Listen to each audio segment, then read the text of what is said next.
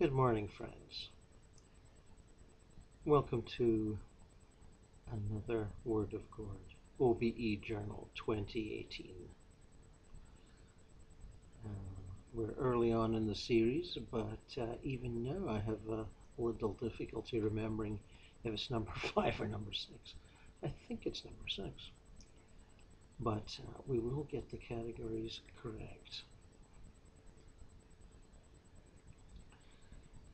This morning, I think it seems, useful and appropriate to focus on what I would call,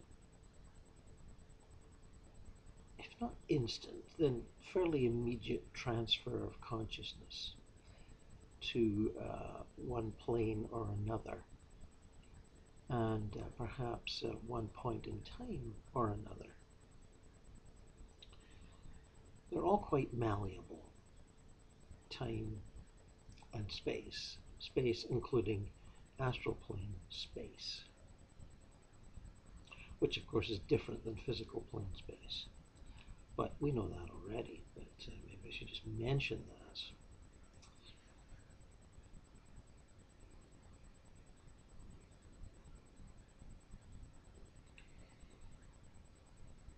You'll know from earlier videos, particularly the 2017 series,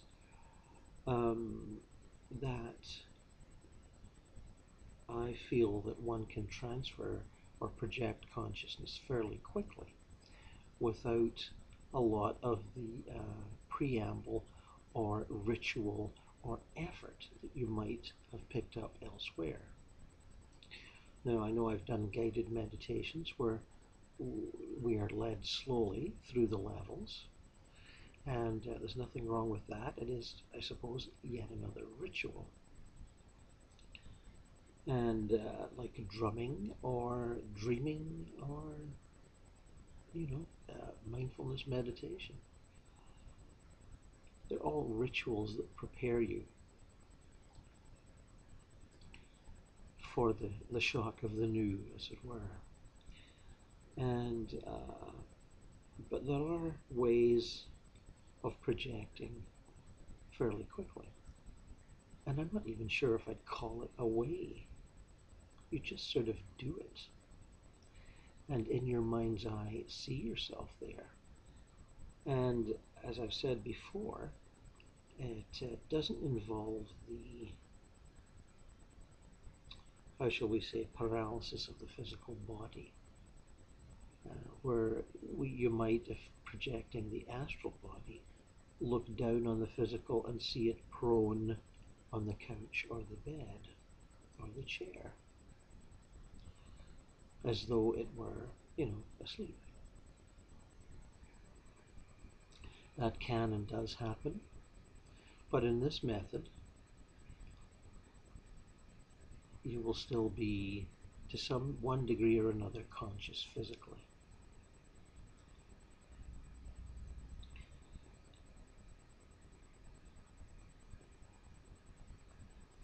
So allow yourself to either watch and or listen, or both, and I will move us along.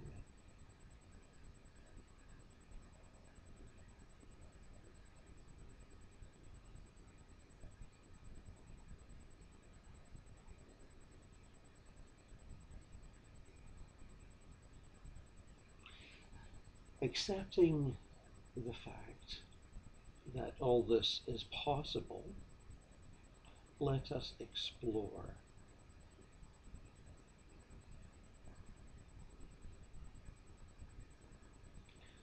Let us project at this moment in your local time. For me, it is early morning, but the moment in local time for you is now.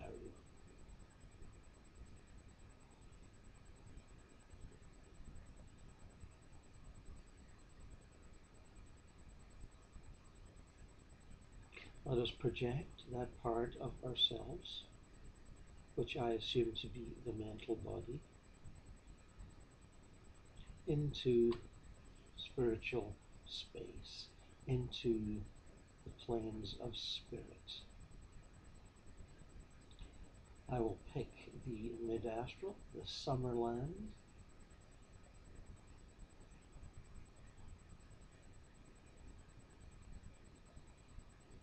that place where the dead are adjusted and happy and conscious,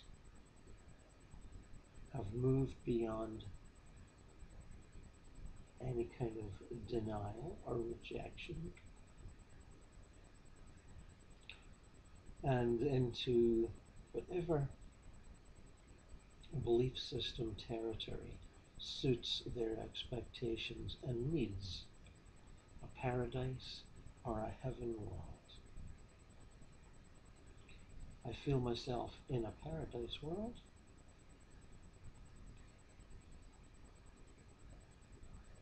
in a public park, in a fairly large city.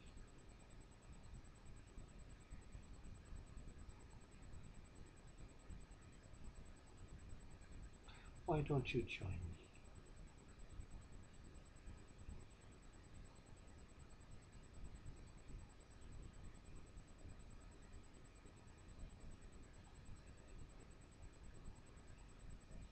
Leaving behind all your doubts and insecurities and lack of, you know, faith in your abilities. Just put all that aside and come here and join me. Just do it. Feel what you feel and see what you see. And if it's not the same as what I feel and see, that's just fine. We're individuals here. We're not a team of acolytes or disciples trained to do the exact same thing. I am still me and you are still you, with all of our, how shall we say, cultural and character-driven baggage. It's not heavy baggage. You can take it along in a jiffy, but it's still cultural expectation baggage.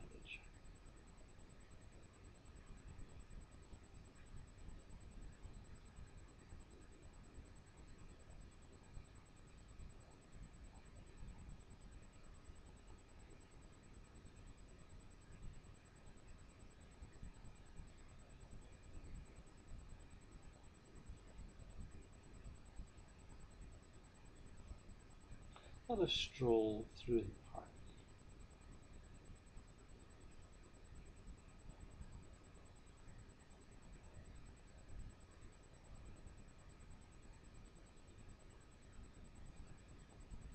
The varieties of bushes and plants and trees are magnificent, or is magnificent.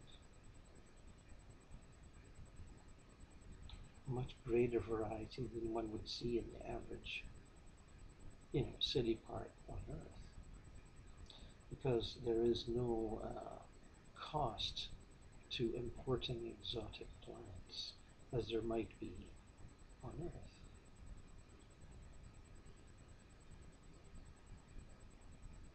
I'm not sure if it would be called a botanical garden, but it's so rich and sumptuous and remarkably varied that it comes close. It really does.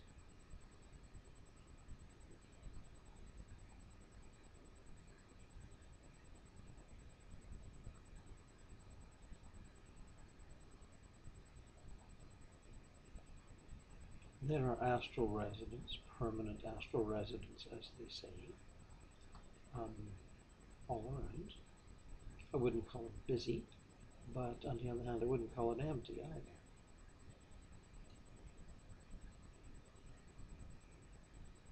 So allow your vision to unfold so that you can see at least some of these permanent astral residents enjoying this park.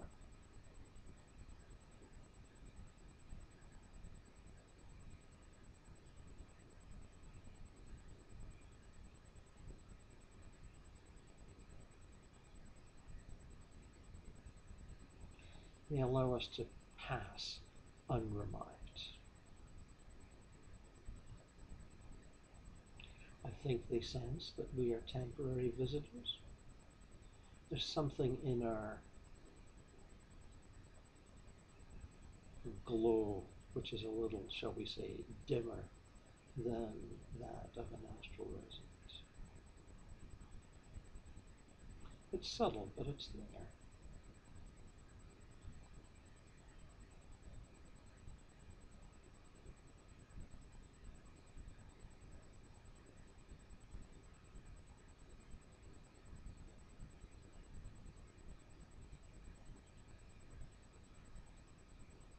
I'm approaching what looks like a small pond with fish darting about, reminding me of koi carp. Looks very similar, but I'm not perceptive enough to say that that's exactly what they are, but it sure looks like it to me.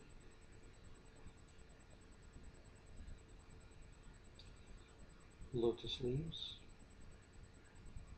benches around.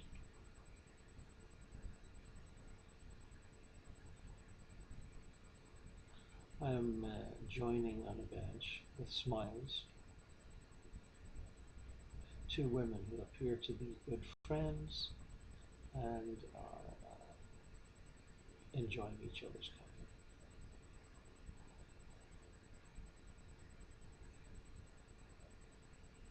I smile and say hello.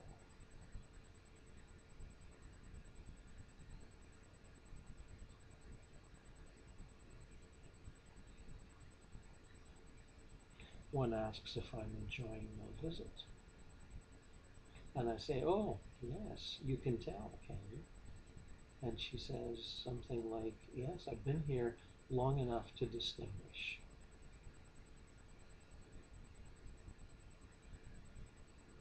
And how long have you been here? I say.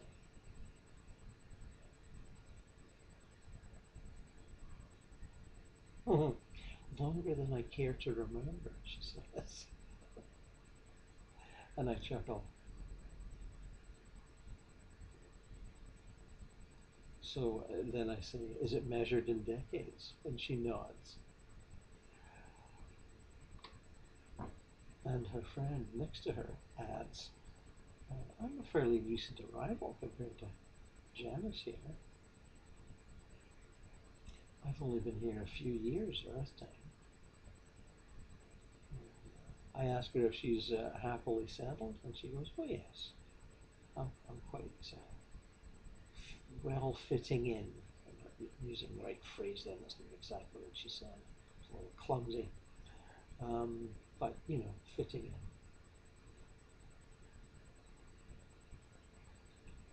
in. And they ask me where I'm from. And I say, I live in the suburbs of Toronto in Canada. And they smile and say, well, you're very welcome here. There's lots of Canadians here. And I say, oh, but not exclusively Canadian. And Janice says, no, there's quite a mix here. Very, very multicultural.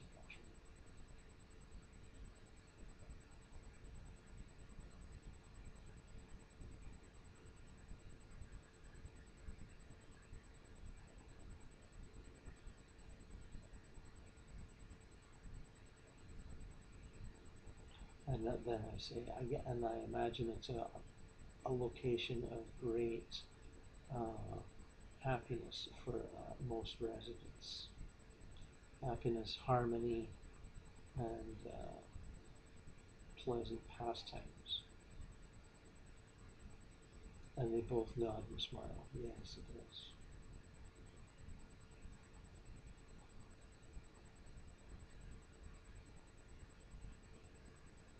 In fact, Janice, who seems to be slightly more loquacious of the two, says we have a full slate of afternoon activities, and we'll be leaving fairly soon for the first of the three. And I say, "My, you sound organized. Well done." And she says, "You speak as someone familiar with the great variety of fun things to do in this world." And I nod and smile and say, "Yes, yes, I am." And "You'll be coming here when you pass," she says. And I said, "Oh, I'm sure I'll be here for some of the time, yes."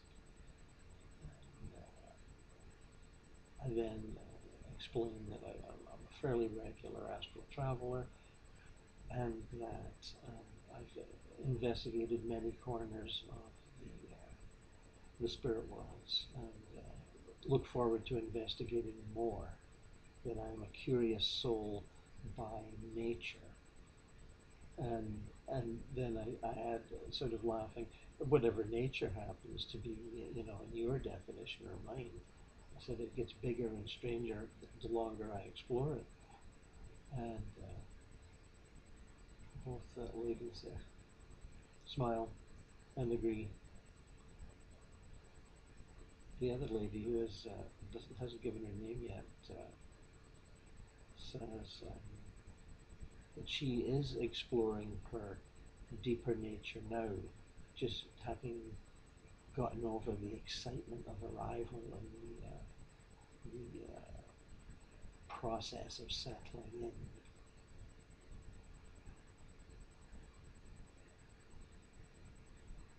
And as she says this, she sends me a picture, a sort of mental image from, I guess, from her mind to mine, I suppose, of the inside of her, what I think we would call condo.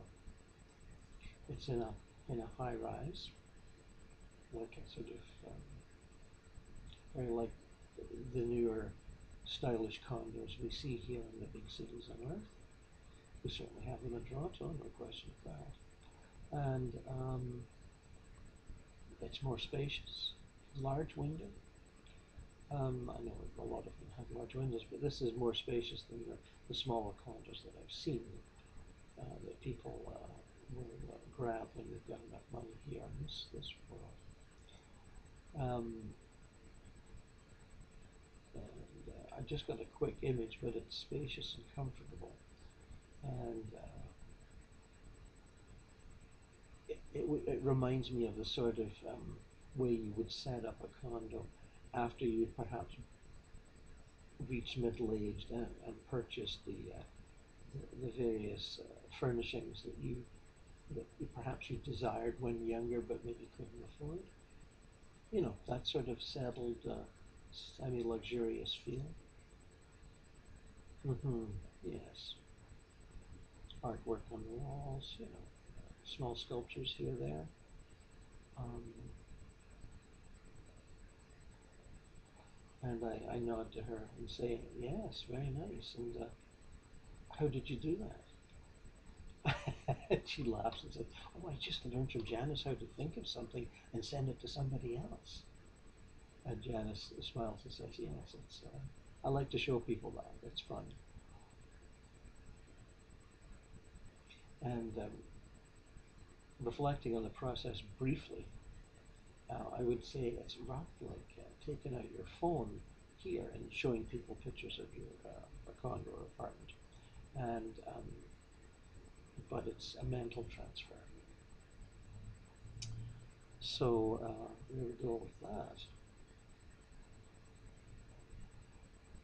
And they ask about my life, and I tell them, briefly, that I've just reached retirement, working part-time still, um, learning to relax after a lifetime's employment. I tell them about, say, well, I do a bit of writing, make some videos that talk about the afterlife, and in fact, I'm making a video right now, and they sort of laugh and wave an invisible camera ahead of us, so, and they're both sitting there waving. Thank you, ladies. Thank you very much. And of course they know that it's not going to appear, but they're just joining in the fun of the game.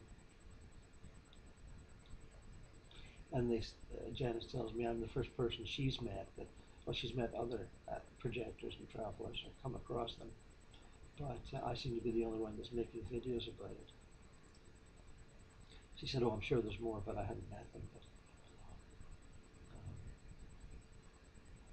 But your world has changed since I passed, she said.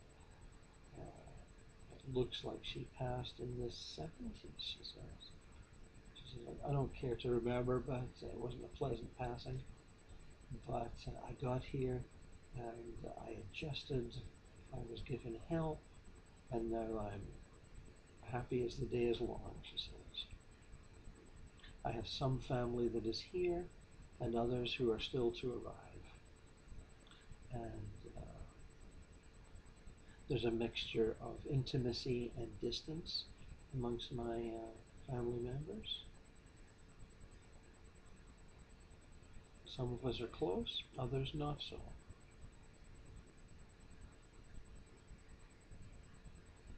And then she says something, an old phrase that I haven't heard in a while. She says, and it all comes out in the wash. And I say, oh, really? And we just laugh at that. There's a fair bit of high spirits here. It's like that with mid-astral, upper astral residents. They're pretty joyful and happy. If they weren't, they would be on a slightly lower level, either fretting or anxious or grumbling, or just not adjusted. Some of the people in the lower astral are like resentful because they felt their lives were cut short. They couldn't achieve what they wanted to achieve. They left loved ones behind. That sort of a thing. But in the mid-astral, people are pretty happy. Well adjusted. And it's always a lovely place to be. It really is. It's like being on vacation, really. Vacation with, a nice big bank account backing it with no worries.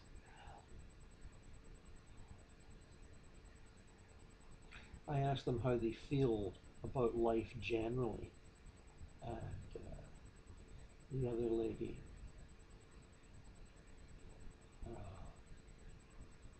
who assumes I know her name, but I can't. If she said it, I can't remember. Um, Says, well, I'm getting adjusted. I am adjusted, but the process is still ongoing.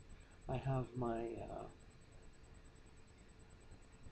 memories that are still strong, and my sadness at leaving some family and friends behind. But I understand that they will be coming in their own good time to join me.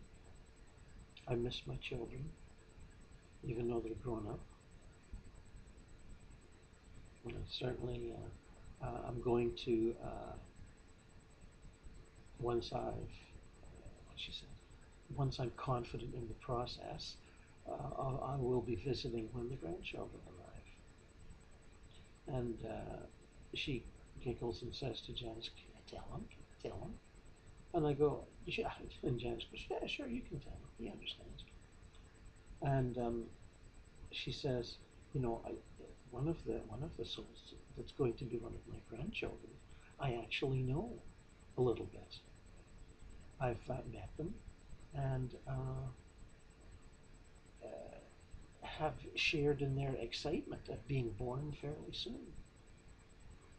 And I said, well, how wonderful for you. And she goes, she says, it is, in fact, I'm amazed. And but I'm told it's very common here. And this, I said, is it a boy or a girl? And she laughed and said, well, actually, it's a boy. And he tells me he's known me in past lives, although I don't remember, at least not yet. And but I do feel such a warm glow around him. Such a lovely man. And he says he will be disappearing into my daughter's womb whenever they decide to put their sperm and egg together. And I said, what a quaint way of putting it. They decide to put their sperm and egg together. And yes, she giggles when she says that. And I'm thinking of all sorts of people that wouldn't even say that sort of thing. But and she picks up my thought and says, "Oh, yes, once upon a time I wouldn't have used that language either, but I seem to be much easygoing, much more easygoing and freer here, allowing myself such silliness." And she giggles again, and then Janice says, "Well, are we going to go?" And they look at each other and say, "Well, yes, let's go." And they stand up and say, "It was very nice to meet you." And I said, "Very nice to meet you too." And I said, "Where are you off to?" And they said, "Well, we have a fashion show to go to. And then we have a concert after that. And then we're going out for a light supper after that." And I say, "Well, this sounds like a grand afternoon to me." And I stand up and smile and say goodbye. And they say, have a lovely time. And maybe we'll see you again one day. And I say, "Thanks, ladies. Bye-bye." And then they sit back down at the pool. Charmed, as one is sometimes. Quite charmed. Lovely people. And I was wondering if we'd maybe talk about their transitions, but I think Janice's was a little difficult. Maybe illness, maybe an accident with, serious damage and pain before she passed. I got a hint of that. I didn't really get an image, but I got a hint of it. And the other lady, who I think was called Eileen, I'm not sure. How do I say that? She never actually said her name, but I picked up something. Um, she had a more recent transition, and my instincts or my intuition tells me it was some form of cancer, which, you know, is not pleasant. Some people don't really like to talk about it that much. The memory is let's face it, ugly, and we don't like to remember how we looked when suffering the ravages of disease, or even how we felt. And you can't blame people for that, can you?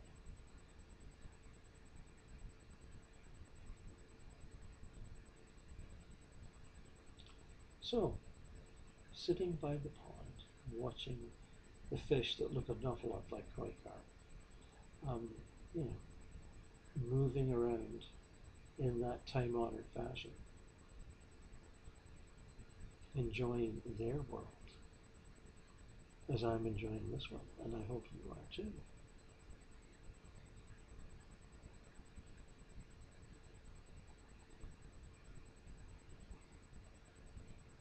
There are other folk passing by, strolling. Um, a few nod, some just pass by, busy with their own interactions, their own chatter. Some seem, lost in thought, contemplation. Very well dressed, I notice. But that's something about this park. Clothes don't necessarily cost anything. You just go to various places that resemble shops or craft stores, or sometimes people have. I know from previous visits, craftspeople, and when I say that, I mean people that design clothes as opposed to manufacturing clothes. Sometimes have little rooms in their homes where they display their wares, and there's no cost to anything. When you can manifest money by your mind, it all gets a little ridiculous. And some people do that, but most of them don't.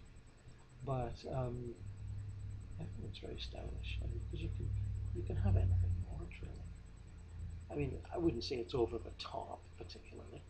It's not show offy glamorous, but it's very smooth and stylish, and you know, jackets are well cut. Dresses just seem to be designed for the individual. Um, Pants seem very sort of flowy. Mm. But you know that from earlier visits. You've all been here before. Not here in this very park, but you've all projected in your sleep and experienced similar things and brought back fragmentary memories of the beautiful astral plane cities in your remembered lucid dreams. This is just another experience of that, where we're not remembering but being.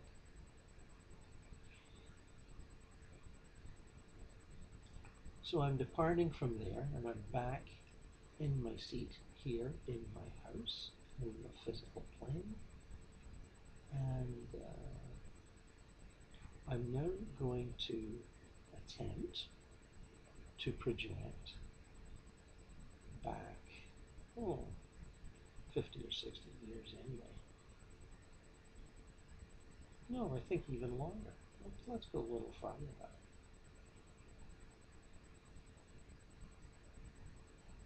I'm going to go back to the 1920s.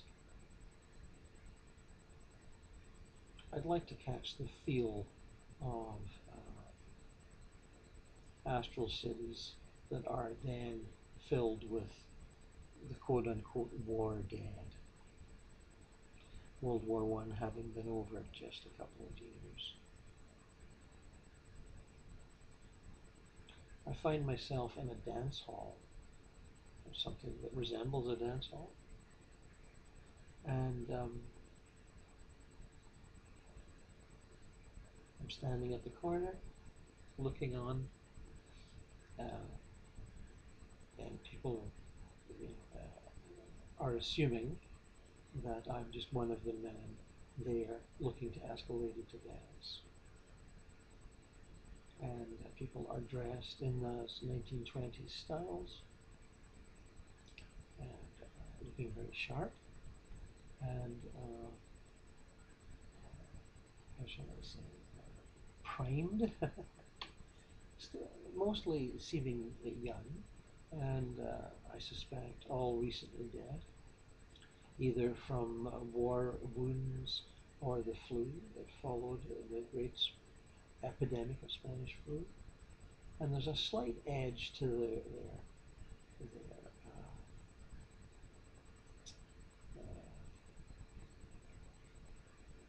pleasure seeking, shall we say, a little sort of edge of desperation, trying to fling themselves into happiness to escape unpleasant pasts. And yes, the band is playing that sort of, oh, I don't know, 1920s jazzy dance music that we see that I've seen in films and whatnot. Um, and one lady comes up to me, fresh-faced young woman, and says, "Why don't you ask me to dance?" I say, "Well, why not? Thank you for the offer." And we immediately move on to the dance floor. So fairly fast-paced sort of dance. I'm jigging about, letting her sort of do the lead because consciously I don't really know, having been sort of brought up in the 60s and 70s, dancing to rock bands. I don't really know this style, and we're sort of, I don't know, is it called jigging? I don't know what it's called, but she seems fairly confident and quite keen to have some fun, and I just follow along with her, her enthusiasm, shall we say, and we're sort of jigging about fairly well. I haven't actually banged into her knees or kicked her feet yet, and the dance floor filled with people. I'm amazed we're not banging into them. And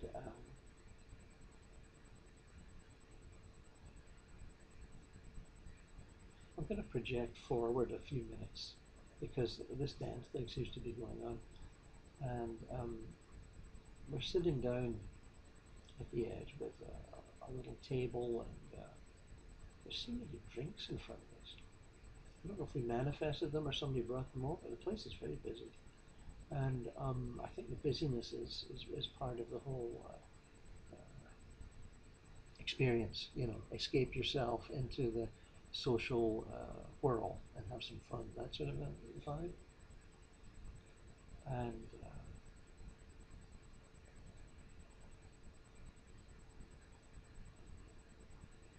And she asks me, did you die in the flu with the flu epidemic? And I said, no, no, I'm from the future. And she goes, and she looks at me like I'm a little mad and says, oh, really? And I said, yes, I chose to project from the future back to this time to experience it and talk about it. And she tells me she finds that hard to believe. And I said, oh, it's quite possible. I said, believe me, I'm not lying to you. I am from 2018. I was born, some years after you passed. I said, you passed just after the Great War, did you? And she goes, oh, yes, 1919, with the flu. It ravaged our town. And I ended up here, and like a lot of the people around here ended up.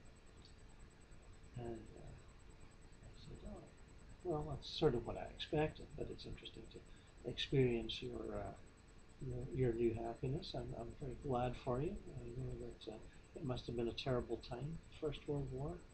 And she said, oh, yes, it was awful.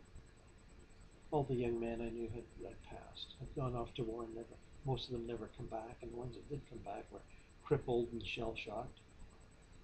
And in a way, when I look back on it now, I kind of wanted to die. There wasn't much to live for. My my my beau had died, and I said, "Oh, is he here?" And she looks a little glum and says, "No, he met someone else."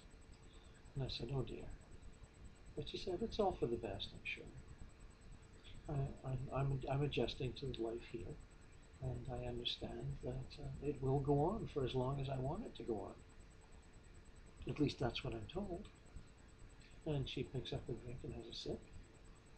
And I look at her sort of crinkly hair. It's the style of the times. I recognize it. And she looks at me, and of course, I don't look like I belong at all. I've forgotten to change my sort of, look. And I look kind of like, well, not that different from how I look right now. And she said, your hair's awfully long. And I said, yes, it's the style from where the time in which I come. And she, I don't think she really believes me, but she says, I imagine things must have really changed by your century. And I said, yes, from when you passed, they have.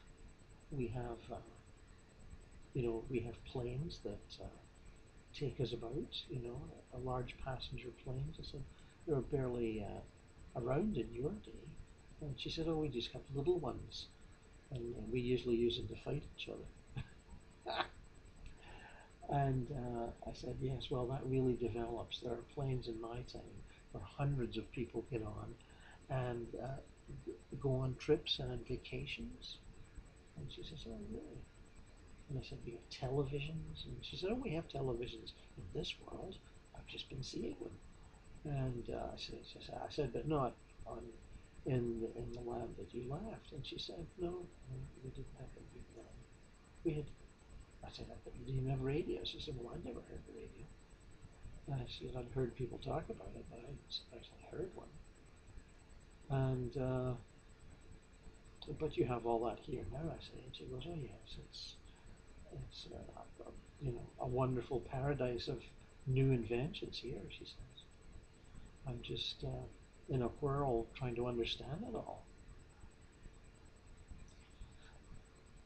And we chat on in that fashion while other people are dancing. And then she says, enough of this talk. Come and dance with me again. You're fun. So I proceed to be the man who is fun. And that was on for quite some time. And I'm leaving that part of me there. I will go for, as I come back to the chair and tell you about it. I've done this before on other astral trips. You leave the projected part of you there, because it's not all of you. And then you can make a graceful exit later without upsetting people and disturbing the scene. I mean, obviously, for effect, in other videos, I've talked about disappearing from a scene in order to shock a lower astral resident into some sort of level of recognition, or someone that needs to be retrieved but won't be. I've puffed, I've disappeared in a puff of smoke, as it were. But in this case, I stay dancing, or that part of me that is there, stays until the social occasion is over, and I can walk out and make my goodbyes and turn a corner and then disappear. Thus keeping the sort of reality construct of the person that I'm with in good shape. So that's what happens, and here I am. And we've rather reached our time limit, so I hope you enjoyed that experience. I was going to do more, but as usual, we've run out of time. But we will get to that, I promise you. And perhaps fairly soon. So until then, bye-bye.